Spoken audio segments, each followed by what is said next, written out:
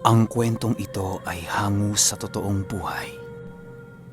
Karanasan ito ng anak ni Primo na si Nivera.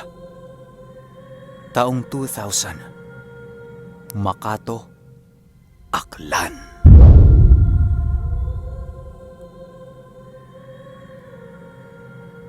Itong mga panahong ito, kasalukuyang nag-aaral pa lamang ng pagiging singiw itong si Nivera. Ipinagsasabay nito ang kanyang pag-aaral sa paaralan at ang pag-aaral sa ilalim ng kanyang amang si Primo. Sa pag-aaral ni Nivera sa elementarya, naging maganda naman ang kanyang pakikitungo sa kanyang guro at sa kanyang mga kamag-aral. Ni minsan sa buong buhay ni Niverang nag-aaral, hindi pa ito nakakaranas na makapasok sa isang sigalot laban sa kanyang kamag-aral. Palakaibigan itong si Nivera na siyang hinahangaan ng kanyang ina. Si Primo noon ay palaging pinaaalalahanan si Nivera na maging mapanuri bago pagkatiwalaan ang mga taong kanyang nakikilala. Masyadong mapanganib para kay Nivera ang makipagkaibigan sa kadahilanang maaaring gawin yung hakbang upang siya ay ibagsak. Isang araw, walang pasok si Nivera. Maaga na itong nagising, gawa ng gabing-gabi na yon natulog noong nagdaang araw. Nakagawian nila Nivera at ni Primo na magsanay sa kalaliman ng gabi. Mas mabilis kasing kumapit ang aral ng singiw sa pinagpapasahan nito sa tuwing gabi yon isasalin. Nivera, tulungan mo dyan ang iyong ina habang wala ko dito sa ating bahay. Tutungo lamang ako sa bahay ni Badong dahil sa kaarawan niya ngayong araw. Kung gusto mo sumama, wala yung problema. Wika ni Primo sa kanyang anak. Kayo na lang ho muna, tay. Dito na lang muna ako kay inay kasi parang marami ang gagawin dito sa bahay. Basta ho, umuwi kayo ng alas 5 ng hapon ha, kasi maghihintay kami dito. Alalahanin niyo, tay. Anibersaryo din ngayon ng aking lola. Sagot naman ni Nivera. Oo anak, hindi ako nakakalimot sa anibersaryo ng aking pinakamamahal na ina. O siya, puntahan mo muna ang iyong ina at ako'y maglalakad na. Sagot naman ni Primo. Matapos nitong makapagpaalam, hinalikan nito si Nivera at nagsimula na itong maglakad patungo sa bahay nila Badong. Pagdating ni Primo sa pamamahay ni Badong, agad naman siyang pumasok upang kausapin ito at ipagdiwang ang kanyang kaarawan. Maraming salamat, Primo. At hindi mo nakalimutan ang kaarawan ko. Gusto mo bang uminom tayo? Paanyaya ni Badong. Huwag na, Badong. Alam mo naman, marami kaming ginagawa ni Nivera tuwing gabi. Sa susunod na lang siguro, Badong. Hayaan mo, babawi din ako sa'yo. Sagot naman dito ni Primo. Matapos nilang makapag-usap, pinili na lamang ng magkaibigan ang kainin ang inihandang pagkain ni Badong para sa kanyang kaarawan. Kahit dalawa lang silang nagdidiwang, ay naging masaya naman kahit papaano ang kaibigan ni Primo. Pagpatak ng alas 4, agaran din ang pagpapaalam ni Primo sa kanyang kaibigan. Inihatid pa ni Badong si Primo sa labas ng kanyang bakuran upang makipag-usap dito habang naglalakad. Pagbalik ni Primo sa kanilang bahay, nakita niyang naghihintay si Nivera sa labas ng kanilang tahanan. Nakaupo ito sa upuang nasa kanilang bakuran habang naglalaro. Tay, mabuti naman ho't napaaga kayo. Wika ni Nivera. Oo nga anak, marami pa akong gagawin para sa anibersaryo ng iyong lola eh. Siya nga pala, nasaan ang ina mo? Tanong ni Primo. Nandun ho sa loob, tay. Nagluluto. sagot ni Vera. Nang marinig ito ni Primo, agad din naman itong tumungo sa kinaroroonan ng kanyang asawa. Di na yun sinundan ni Vera, gawa ng abala din ito sa kanyang ginagawa. Sa pagsapit ng hapon, ay nagpaalam si Primo kay Oming na tutungo sila ni Vera sa gubat. Di na sinabi ni Primo ang eksaktong lugar, gawa ng tanging singiw lamang ang nakakaalam sa lugar na yon. Pagdating nila sa gubat, pahigpit naman ng pahigpit ang pagyakap ni Vera sa kanyang ama. Nang maramdaman ito ni Primo, ay nagwika siya ng, "Takot ka ba sa gubat, anak?" Hindi ho, Tay. Natatakot ho ako sa kung anong nilalang ang maaaring magpakita sa atin habang tayo'y naglalakad. Sagot nito. "Huwag kang mag-alala ni Vera. Baluwarte natin ang gubat na ito. Tanging mga tao lamang na walang dugo ng singiw ang delikadong gumala dito. Lahat ng singiw ay may pahintulot mula sa ating gabay. Kaya naman wala kang dapat ipag-alala." Ilang minuto pang paglalakad ni Primo, nadapo na nga sila sa tinitirhan ng gabay ng mga singiw. Nakaupo lamang sa isang patay na puno ang gabay nila Primo nang madatnan nila ito. "Makinig ka ni Vera. Ang gabay nating ito ang magbibigay sa iyo ng lahat ng iyong kailangan. Ito ang sandigan natin kapag tayo ay inaapi at nagigipit sa ating kalaban. Tandaan mo ni Vera na ang nilalang na iyong kaharap ngayon ay hindi ka iiwan sa laban. Kaya mo itong tawagin kapag naipamana ko na sa iyo ang 8 ginintoang buhok ng tikbalang." Wika ni Primo. Ayon kay Primo, na ang mga singiw ay merong kakayahang tawagin ang kanilang gabay kapag meron silang 8 ginintoang buhok na nasa ilalim ng kanilang pangangalaga.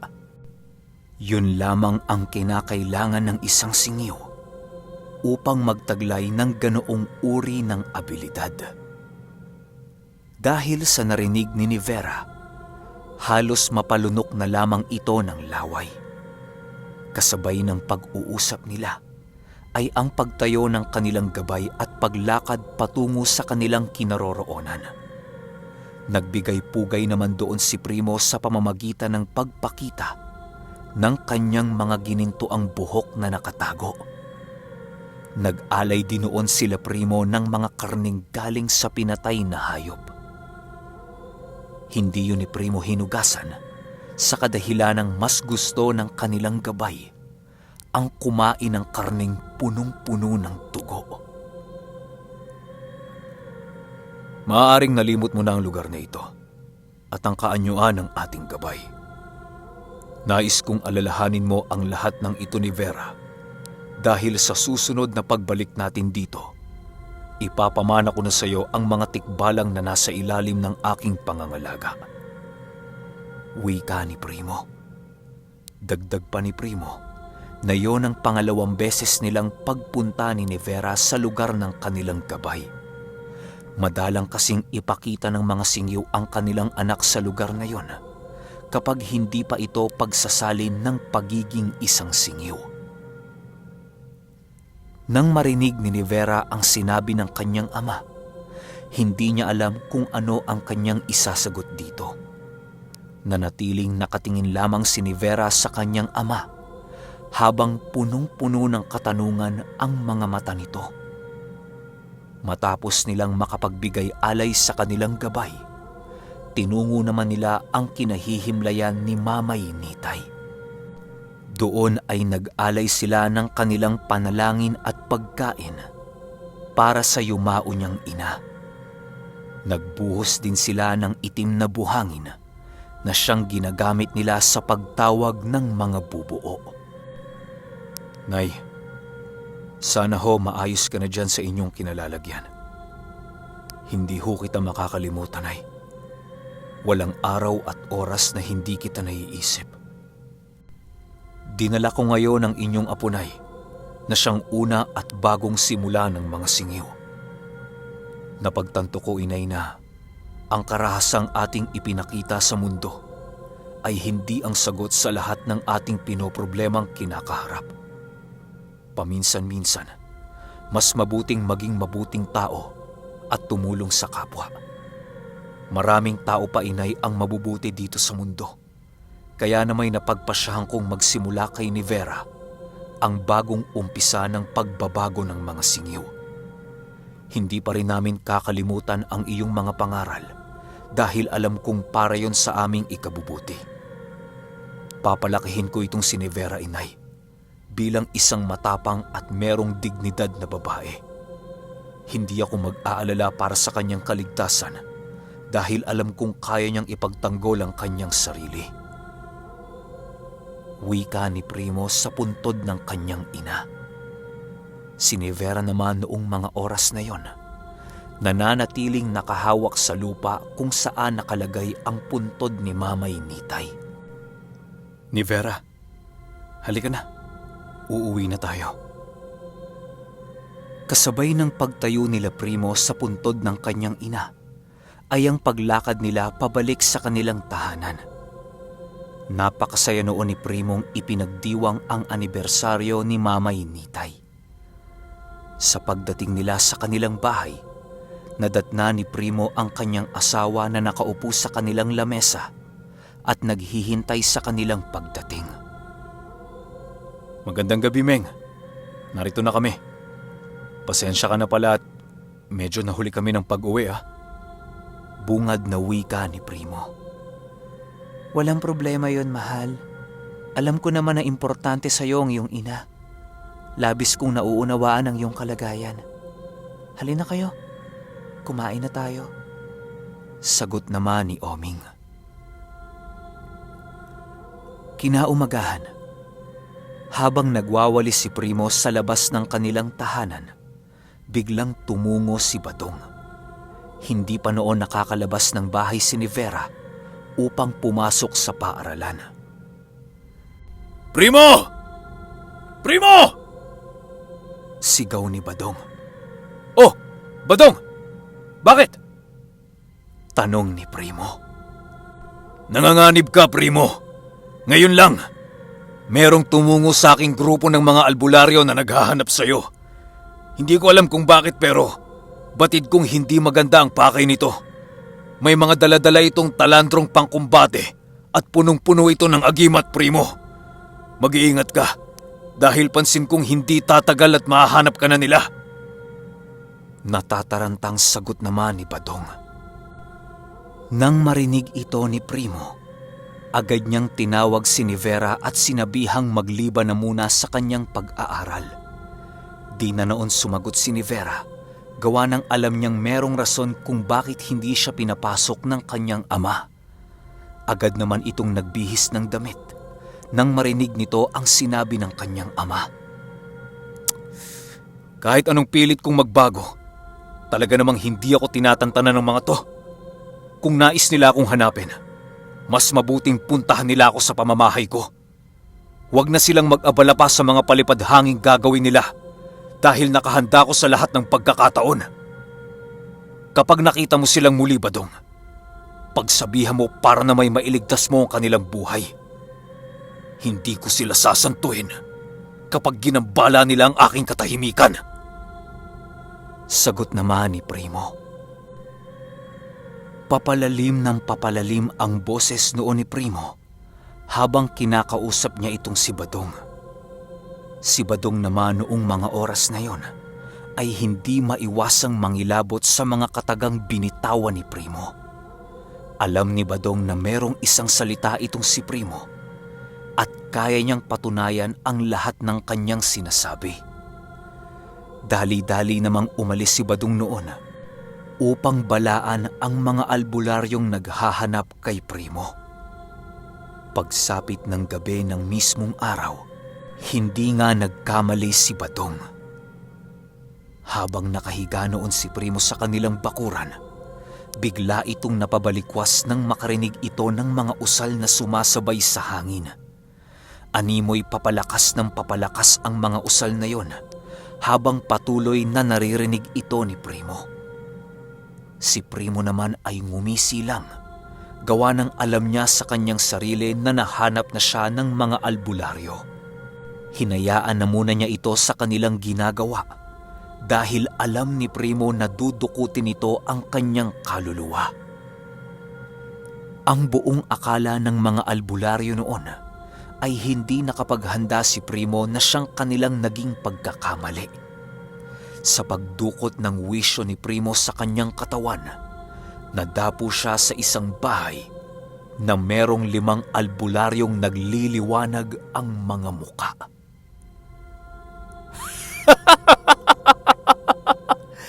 Anong kailangan niyo sa akin?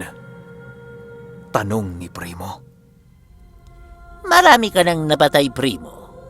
Nararapat lamang sa iyong mailibing na sa hukay ngayong gabi. Hindi ka na namin patatagalin ngayon na bihag ka na namin. Iusan ang pakatandaan, Primo, na hindi sa lahat ng oras ay mapapanatili mo ang iyong kapangyarihan sa iyong trono. Wika ng isang albularyo. Teka nga muna sandali. Ano bang ginawa ko sa inyo? Marami! Napakarami! Isa na dyan ay ang pagkitil sa buhay ng kapatid kong antingero. Alam kong alam mo kung sino ang tinutukoy ko. Ngayon nakapangalap na ako ng mga gamit at kasamahan. Hinding-hindi na ako matatakot pa sa'yo. Sagot naman ng isa pang albularyo. Kasabay ng pagwika nito ay ang pagtarak ng isa niyang kasama sa binti ni Primo ng isang nagliliyab na sibat. Pagtarak nito sa binti ni Primo, laking gulat na lamang ng mga albularyo nang hindi ito sumigaw. Nananatiling nakangisi lang ito at nakatingin sa kanila. Wala na bang ilalakas yan? 5 kayo? 8 ang tikbalang na nasa ilalim ng pangangalaga ko. Nais nyo ng digmaan? Hindi ko kayo aatrasan. Sagot naman dito ni Primo. Matapos nitong makapagwika, binalik na ni Primo ang kanyang wisyo sa kanyang katawan. Nang makabalik na si Primo sa kanyang katawan, dali-dali naman siyang tumungo sa kanilang silid upang kunin ang mga kailangan niya sa pagtawag ng bubuo. Hindi lang ordinaryo ang bubuong kanyang tinawag noon, bagkus ay ang gabay niya mismo na nasa kaanyuan ng isang bubuo. Mas malakas ito ng 10 beses sa mga normal na bubuong kanyang ginagamit. Maraming ritual din ang maaaring pagtagumpayan ni Primo upang matawag niya ang ganoong uri ng nilalang. Tinawag niya noon si Nivera upang manood sa kanyang gagawin. Halos 2 galong buhangin ang ibinuhos noon ni Primo para lamang matawag ang kanilang gabay. Maraming usal ang binitawan noon ni Primo sa kanyang ginagawang ritual na siyang labis na ikinamangha ni Nivera. Kasabay ng pag-uusal ni Primo ay ang paghulma ng mga buhanging itim sa kaanyuan ng kanilang gabay. Matapos yan, kinuha na din ni Primo ang 8 ginintoang buhok na nasa kanyang ulo upang pasamahan ang kanyang gabay na tinawag.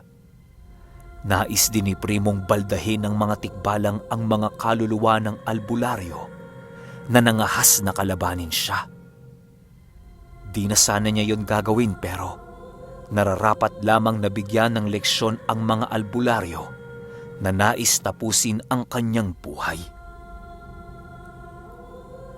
Sa pagtawag ni Primo sa mga tikbalang, laking gulat na lamang ni Nivera nang makita nito ang mga kaanyuan ng tikbalang na nasa ilalim ng pangangalaga ni Primo.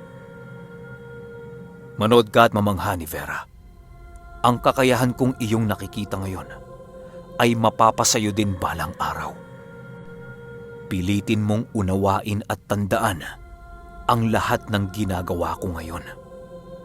Wika ni Primo habang namumula ang mga mata. Kasabay ng pagwika nito ay ang pagkuha ni Primo ng bertud ng demonyo.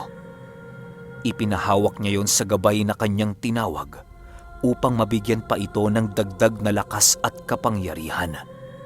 Nagpabaon din si Primo ng mga engkantasyon upang mas madaling marating ng gabay ang kinaroroonan ng mga albularyo. Salamat sa inyo! Dahil unti-unti niyong ibinabalik ang aking demonyong pag-uugali. Makinig ka ni Vera.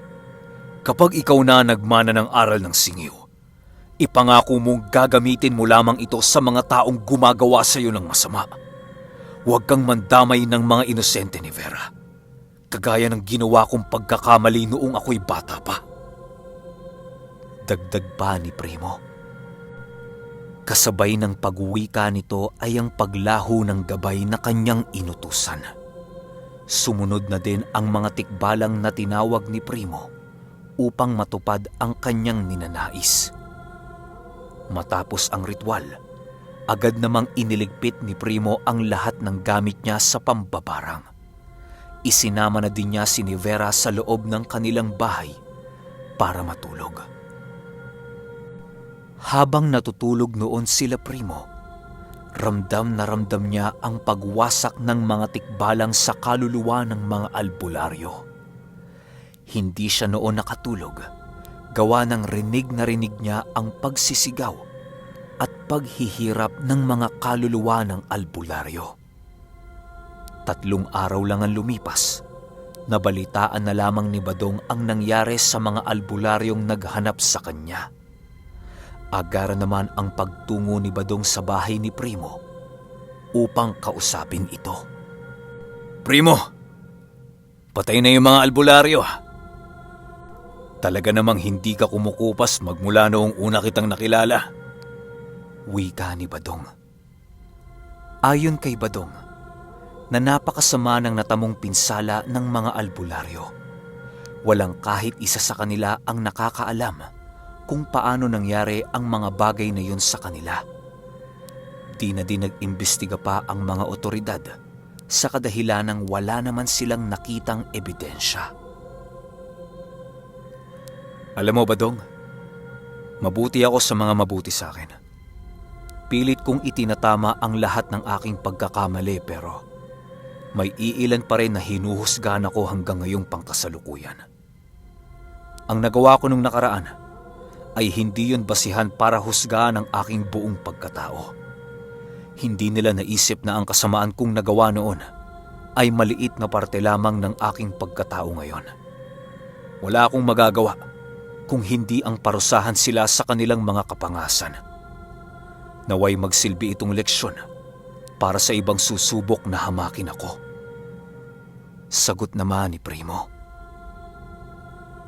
Matapos ang mga pangyayaring yon, hindi na muling ginambala pa sila Primo ng ibang mga albularyo.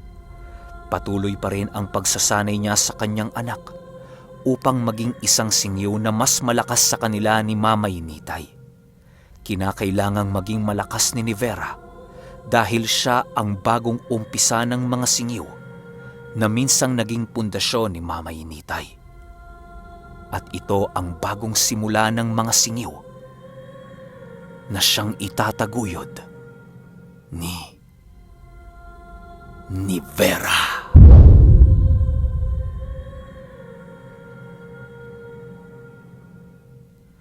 Okay, ganda lang talaga na itong Primo no? Pero itong kwento ni Vera, parang umikot lang din kay Primo Pero kuya, salamat sa kwento At saka ingat kayo dyan ni Ate Vera kung nasan man kayo ngayon. Hindi ko naman pwedeng sabihin.